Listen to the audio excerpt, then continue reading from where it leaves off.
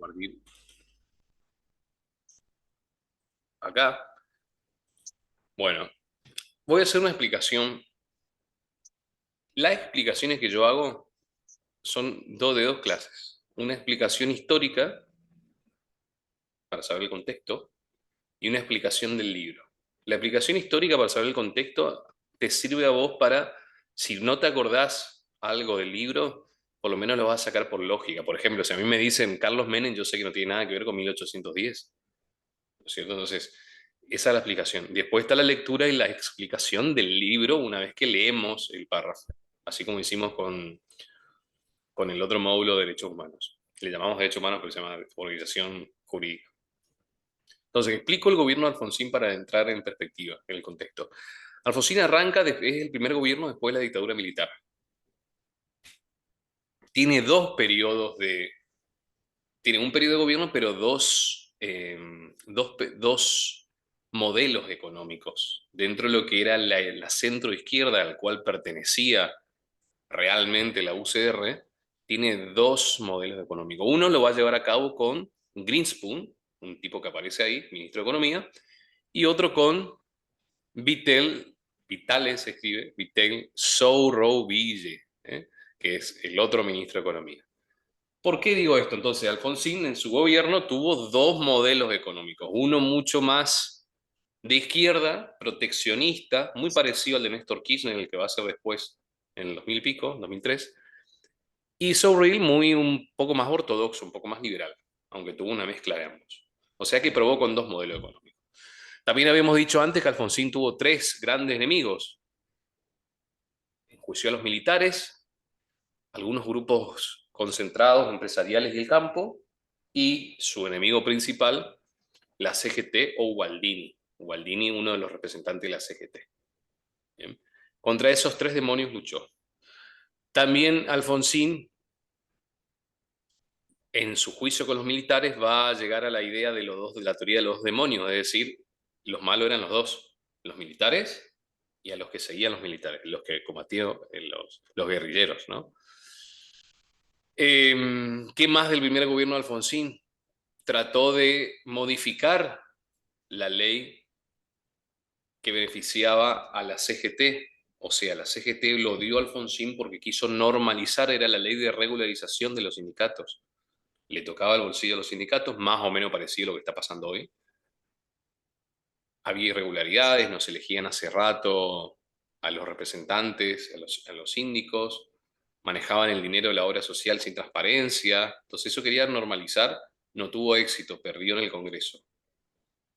Trató de llevar la capital, o había un proyecto de ley para llevar la capital a Viedma, para descentralizar el tema de la capital del país, porque Buenos Aires es la capital política y también es la capital económica del país. Dios atiende en todos lados, pero está en Buenos Aires, o mejor dicho, al revés, Dios está en todos lados, pero atiende en Buenos Aires, ese es el dicho. Y también, por supuesto, le tocó el tema de los juicios de los militares, le tocó alzar esa bandera de los derechos humanos. Él asume un 10 de diciembre, Día Internacional de los Derechos Humanos por las Naciones Unidas. No es por Alfonsín, nosotros celebramos, conmemoramos el Día de los Derechos Humanos porque simbólicamente, bueno, volvió la democracia, simbólicamente no textual, materialmente volvió la democracia, aunque no tanto todavía, cuando la asunción de Alfonsín en 10 de diciembre, pero también porque el 10 de diciembre es el Día de los Derechos Humanos, internacionalmente. Y en ese juicio de los militares va a enjuiciar a los cabecillas, y como tardaba mucho para, para juzgarlo a todos, los soldados, mandos medios y bajos, entonces se sanciona luego la ley de obediencia de vida y punto final. Es decir, los juicios que duraban tanto tiempo ya está, eran como que estaban todos justificados porque estaban obedeciendo órdenes, pero ahora los cabecillas sí los juzgaron. También a Raúl Alfonsín le tocó lidiar con el levantamiento de los Carapintadas, que eran grupos militares nacionalistas. En lo personal los respeto mucho. Hay algunos nombres como Seineldin, el coronel Aldo Rico, que se amotinaron en algunos cuarteles y prácticamente que le declararon la guerra al presidente.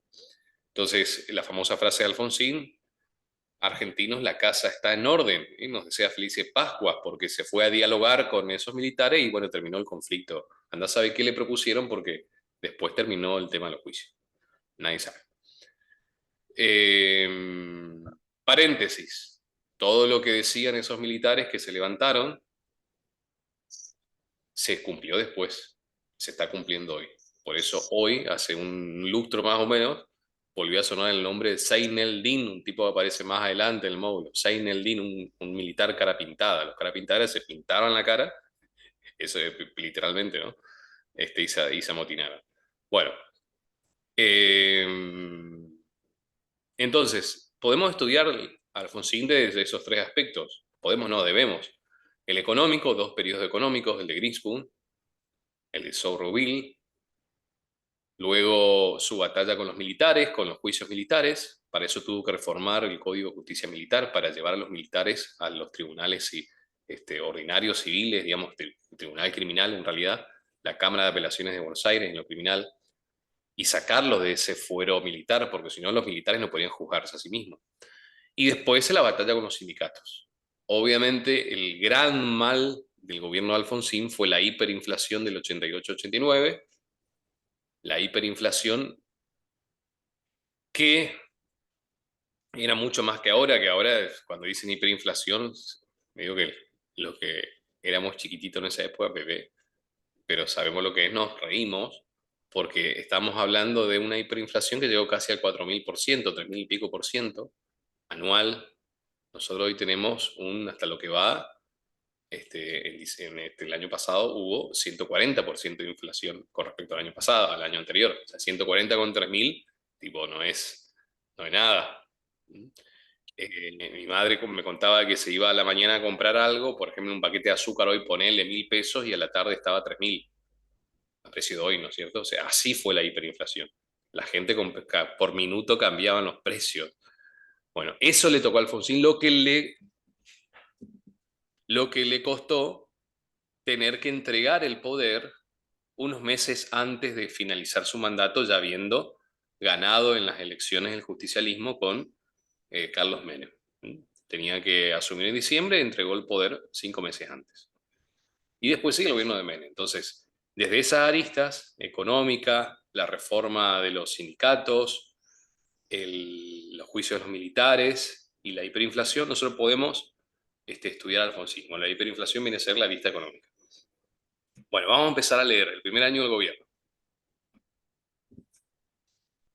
Hasta la introducción de la política antiinflacionaria, el denominado Plan Austral en julio de 1985, la estrategia del presidente Alfonsín y de su gabinete coincidió con la tradición ideológica de su partido. La creencia generalizada en que la única causa de la crisis era la política del régimen militar precedente alimentó inicialmente una concepción errónea de la naturaleza misma de la crisis a la que tenían que enfrentar y de sus implicaciones. Vamos a explicar una cosa Así, hasta acá. En años anteriores se hacía saber en este libro, el módulo de historia, que Alfonsín tuvo una lectura errónea, igual que lo que dice acá en este libro. Él pensaba que con la sola vuelta de la democracia, es decir, con el fin de la dictadura y la vuelta de la democracia, el pueblo lo iba a apoyar y iban a salir la crisis por arte de magia. ¿Por qué? Porque hizo una lectura errónea de que la crisis en realidad era por la última dictadura. Si bien recibió una herencia pesada de la deuda pública, se multiplicó por 7, entre otras cosas, tuvo una lectura errada porque eran muchos los factores, muchos los problemas que ocasionaron la crisis, no solamente la herencia militar. Pero acá tenemos entonces, dices, desde que asuma Alfonsín hasta el plan austral, que es uno de los planes económicos de Alfonsín que consistía, lo explicamos ya, en cambiar la moneda, ya no se llamaba más peso, se llamaba austral. Le quitaron no sé cuánto, creo que 10 ceros a la moneda. Le, pus, le ¿Cómo hicieron una moneda distinta. ¿Sí? ¿Para qué? Para combatir la inflación. ¿Cuál era el mal económico de Alfonsín? La inflación. Entonces, desde que asume hasta el plan austral, él tuvo una visión errada del problema creyendo que la crisis solamente era por el tema de los militares. Sigamos.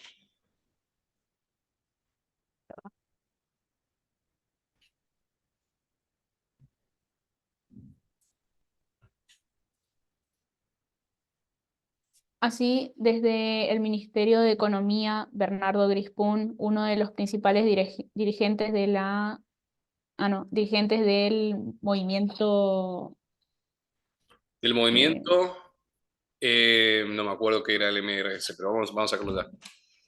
Movimiento Renovación y Cambio, era. Perdón, ahí está. Movimiento Renovación y Cambio, venía del mismo Ale. movimiento de, Movimiento Renovación y Cambio. ah, que llevó a Alfonsín a la presidencia de la Unión Cívica Radical, puso en práctica la visión estatista y populista cara a la tradición partidaria. Bien, hasta acá. Lograr el Estamos analizando el párrafo. Hay distintas información dentro de este párrafo, por eso te corto. Acá viene la parte económica que habíamos dicho hoy. El primer tramo del gobierno de Alfonsín, del 83 al 85, lo manejó Greenspoon. ¿Cómo fue? Y yo te dije, fue parecido al de lo que va a ser después Néstor Kirchner. Tipo que cuidaba la industria nacional, populista. Le dijo Greenspoon al Fondo Monetario Internacional en una reunión, ¿quiere que me baje los pantalones? Sí, imagínate, o sea, antifondo monetario, ¿sí? O sea, todas esas políticas que generalmente los de esta generación la vimos en el kirchnerismo, por ejemplo. Entonces podemos decir que Greenspoon representa esas políticas estatista y populista. Eso es lo que va a identificar. Y vos sabés que esas políticas estatista y populista, por la explicación, es antifondo monetario, protección de la industria nacional, o sea, no era una economía ortodoxa, como la de ahora, por ejemplo, ¿no? En la visión de ahora. Todo lo contrario. Sigamos. mm, lograr el crecimiento económico, distribuir y controlar la inflación no aparecían como procesos cuyas lógicas son contradictorias. Antes bien, eran concebidos como consecuencia y causa a la vez de la instauración de un gobierno democrático. La instalación de un régimen democrático con altos niveles de consenso se presuponía que habría de abrir el camino a una renegociación favorable a la deuda externa. Eso es lo que estaba diciendo recién. Exactamente. Pensaba Alfonsín que con la vuelta a la democracia los problemas se iban a terminar mágicamente, en una lectura errónea, y uno de los problemas que tenían era la deuda que se había multiplicado por 7. Entonces dijeron, bueno, ahora que somos un gobierno democrático, nos van a renegociar. ¿Sí? Es más, se forma un bloque sudamericano para ir a negociar en bloque con otros países. El Fondo Monetario ni los atendió, digamos. Bueno, en esa puja por renegociar la deuda fue que Greenspoon le dice, ¿no? que quiere bajar los pantalones. O sea, que no podemos pagar prácticamente. Ujú. Seguí. La instalación de un régimen democrático con altos niveles de consenso. No. Durante el primer año de gobierno había un rumbo definido.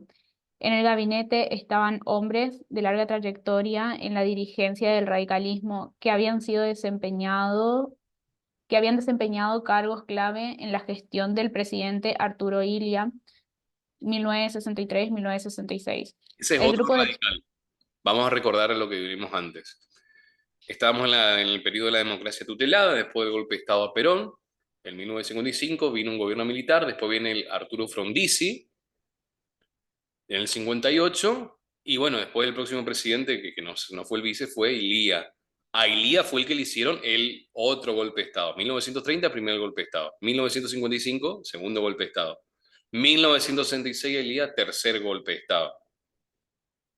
Y ahí vienen Onganía, Lemiston y Lanuse. Vuelve Perón con Héctor Cámpora, Perón, y de vuelta a la dictadura militar, el cuarto golpe de Estado.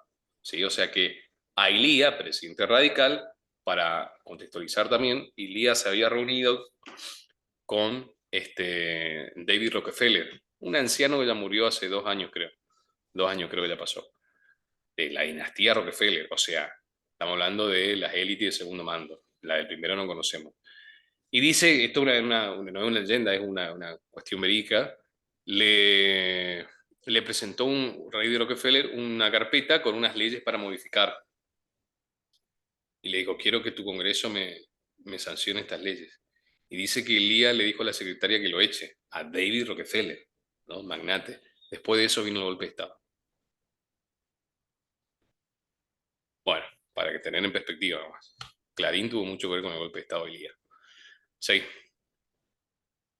El grupo de expertos que en la década del 60 había formado un equipo de trabajo e intentado mantenerse al margen de las disputas ideológicas dentro del partido, estaba compuesto por el grupo Grispún, Germán López, Roque Carranza, Alfredo Concepción, Roberto Pena y Félix Elizalde. Bueno, Formado color de nombres ahí, y esto es una pregunta muy múltiple choice. ¿Quién de estos no pertenecía al grupo tal? Por ejemplo, ¿no? Sigo yo. Formados en la Facultad de Ciencia Económica a través de las enseñanzas de Eugenio Blanco, otro nombre, ex ministro de la Revolución Libertadora. Revolución Libertadora fue la que le hizo el golpe de Estado a Perón en el 55. Revolución Libertadora. Encargado de aplicar el plan Plebis luego de la caída del gobierno de Perón, o sea, un plan ortodoxo de economía antiperonista, en el 55.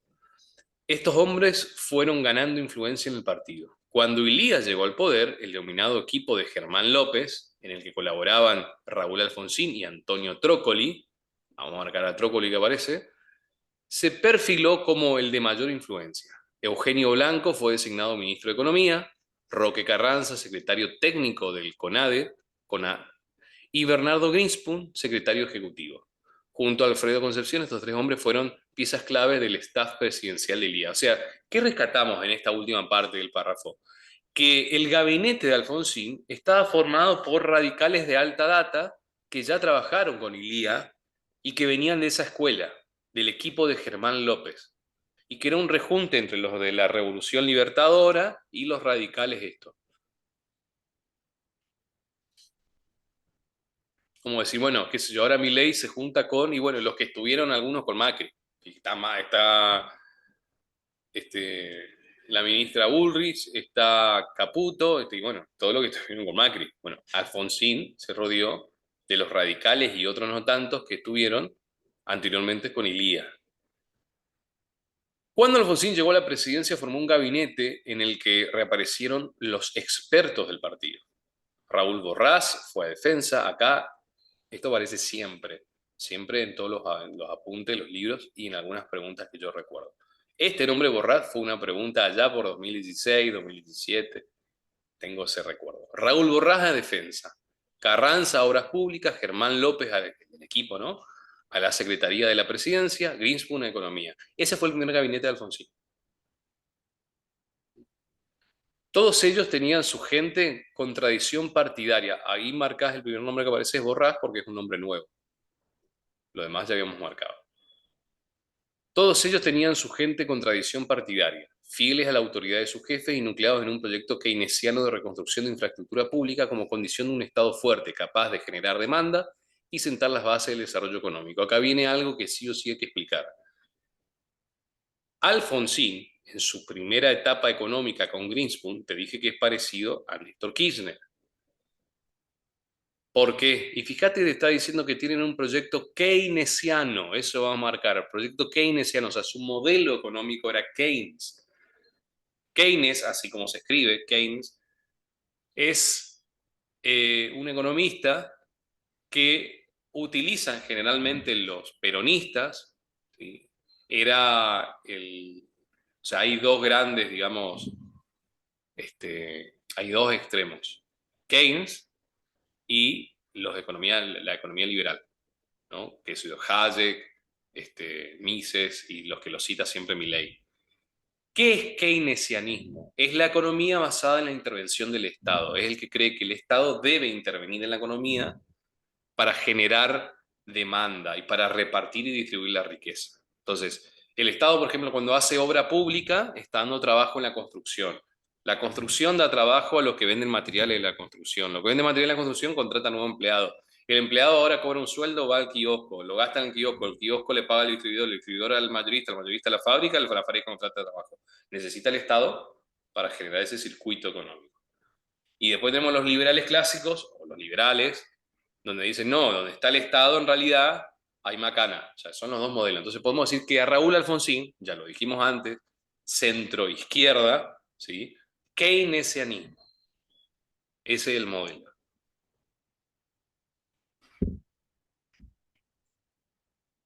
Todos ellos provenían del riñón del movimiento Renovación y Cambio. Toda esta gente. Y contaban para enfrentar la compleja situación estructural con la propuesta de política económica que el radicalismo había intentado casi 20 años atrás con bastante éxito. La muerte de Borrás primero y el de la Carranza y López después desarticuló la estrategia inicial del gobierno. O sea, el gobierno se empieza a desmoronar con la muerte de uno de esos muchachos. Borrás, Carranza y López. Este dato confirma que el peso de estos dirigentes se basaba en sus características personales antes que en sus ideas programáticas. ¿Qué significa? Que eran importantes porque ellos, la persona de ellos eran importantes, no por las ideas que tenían. Entonces, al caerse ellos, al morirse, se empieza a desmoronar. En la UCR convivían diversas líneas entre las que no existía consenso sobre el contenido de las políticas públicas. Es decir, acá podemos ver que la UCR empieza a dividirse en ideas. No existía un consenso, tenían ideas distintas. Al mismo tiempo, las orientaciones de política estaban subordinadas a los respectivos liderazgos. Dante Caputo ocupó, el padre, no el que está hoy, ocupó el Ministerio de Relaciones Exteriores. Caputo pertenecía a la generación de jóvenes que integraron la tendencia de Renovación y Cambio. Pero la política exterior tradicionalmente había sido un área reservada al presidente y esta designación no pudo ser cuestionada por los históricos. Es decir, que había un enfrentamiento, no un enfrentamiento, sino habían distintas matices dentro del radicalismo. Durante el primer año de gestión, Alfonsín dio la prioridad a los objetivos políticos de restablecer el control civil sobre los militares. O sea, el primer año de Alfonsín estuvo plagado por el tema del organizar los juicios de los militares, retomar el tema de los civiles, es decir, el presidente a cargo de los militares. ¿Por qué? Porque antes los militares tenían un jefe militar, el presidente, el comandante en jefe de la Fuerza Armada hoy. Entonces, subordinar lo militar al mando civil del presidente. Esa fue su primera prioridad del primer año. Normalizar el funcionamiento de las instituciones democráticas y modificar los parámetros de la política exterior argentina. ¿Por qué los parámetros de la política exterior argentina? Porque más o menos la idea era alinearse, más no alinearse, sino llevarse bien con todo el mundo, pero principalmente con el mundo occidental. El descontrol inflacionario lo obligó a cambiar el orden de las prioridades de la agenda gubernamental. ¿Cómo se tradujo ese cambio en la relación entre el presidente y su partido? Es decir, venían con un plan, recuperar las instituciones democráticas, organizar ese orden democrático, pero tenían algo que le estaba mordiendo los talones, pisando los talones, que era la inflación.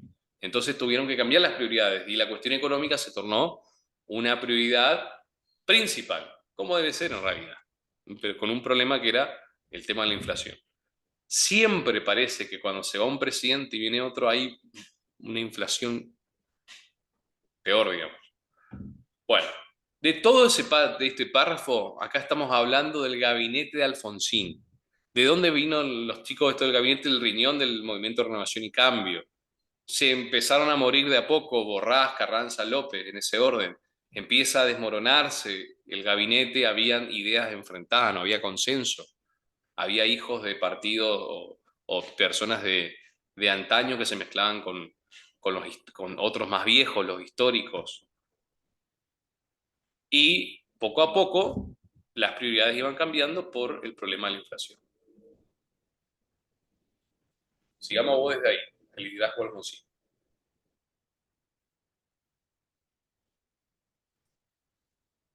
El liderazgo de Alfonsín en la UCR no fue discutido. La centralidad del presidente y su capacidad para monopolizar la iniciativa política y la generación de expectativas sociales fueron una constante a lo largo de su gestión. Empero, Alfonsín gobernaba con el partido. Importantes dirigentes partidarios estaban en el gobierno ocupando posiciones claves. La UCR no era una criatura de Alfonsín. Las luchas ideológicas continuaron y se renovaron los disensos internos con el ejercicio del gobierno. Sin embargo, Alfonsín siguió siendo el referente unificador por excelencia. La vieja estructura de comités y jefes locales había sido desbordada por un liderazgo que ganó apoyos dentro y fuera del partido, llevó al partido al triunfo y supo recuperar temas propios de la tradición peronista. Ninguna línea tuvo la suficiente fuerza como para desafiar su poder. Una política de distribución de cuotas de poder mutuamente neutralizadas a través del empate sostenido entre diversas facciones era el precio pagado por el presidente para gobernar con un bajo perfil de la conducción nacional y a la vez sin resignar el control del partido. Bueno, ¿qué significa todo eso hasta ahí? Primero, ¿de qué estamos hablando? De...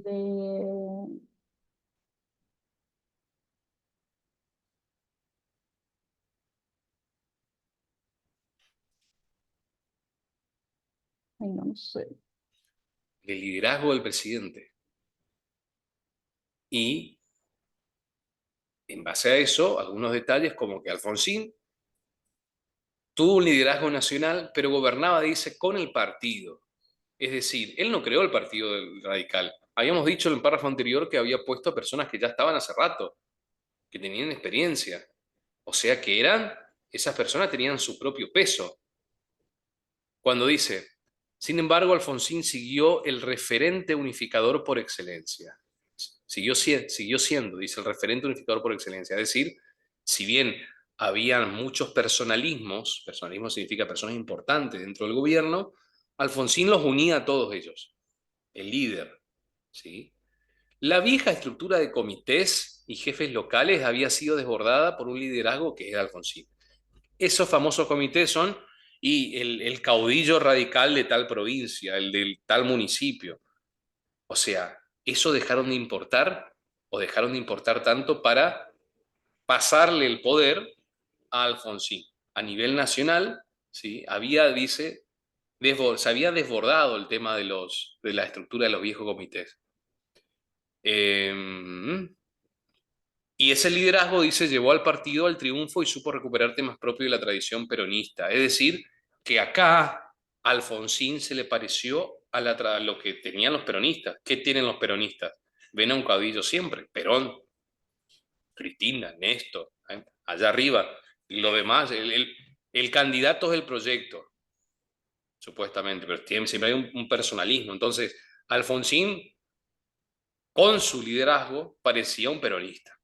Los comités empezaban a desaparecer o no eran tan importantes como su persona. Eso está diciendo. Una política de distribución de cuotas de poder mutuamente neutralizada a través del empate sostenido entre diversas facciones era el precio pagado por el presidente para gobernar con un bajo perfil de la conducción nacional y a la vez sin resignar el control del partido. A la vez que supo unir todo eso, Alfonsín tuvo que repartir algunas cuotas de poder de manera, dice, neutralizada, es decir, borró eso, compartía pero no tanto. Por otra parte, hombres claves de la conducción nacional estaban en el gabinete, o sea, junto a Alfonsín estaban los pesos pesados, que va a quedar lugar para un caudillo provincial o un comité allá en tal ciudad.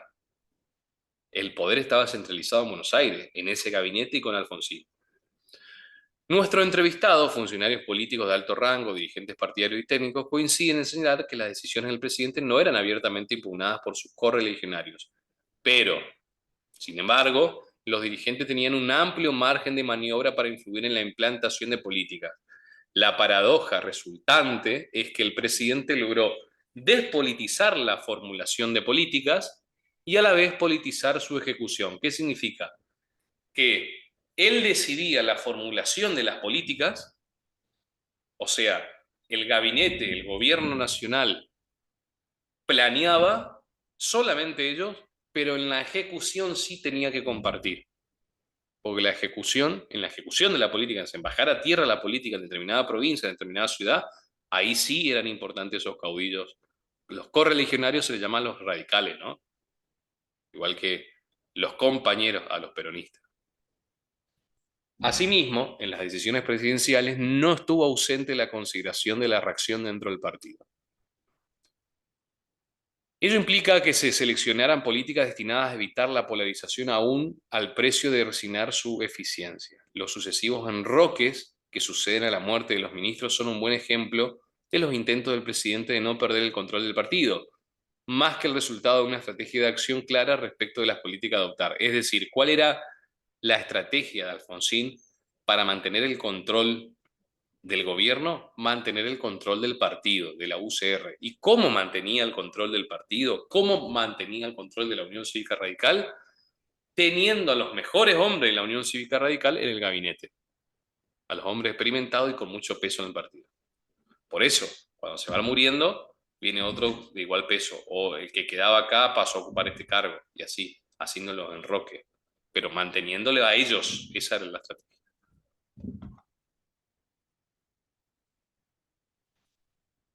Bueno, vamos a leer con vos este título. Antes vamos a aclarar, en Argentina hay elecciones cada 2 años. ¿Bien? Hay presidenciales cada 4 desde 1994. Antes era cada 6 años, me pongo algo así, cada 6 años. Pero cada 2 años hay elecciones de congresistas, diputados y senadores. Por eso lo que vas a ver, derrota electoral o elecciones del... A ver, Alfonsín asumió en el 83, ahí coincidió diputados, senadores y presidente. Después la próxima elección es de presidente del 89, pero en el 85 hubo elecciones de diputados, de congresistas, diputados y senadores. En el 87 otra. ¿Y por qué es importante para Alfonsín ganar estas elecciones? Porque Alfonsín es el poder ejecutivo, con lo que vimos en la primera clase, el poder ejecutivo a nivel nacional. El poder legislativo son los legisladores, los congresistas, diputados y senadores. ¿Y por qué es importante que el partido del presidente gane las elecciones también? Se llaman elecciones de medio tiempo.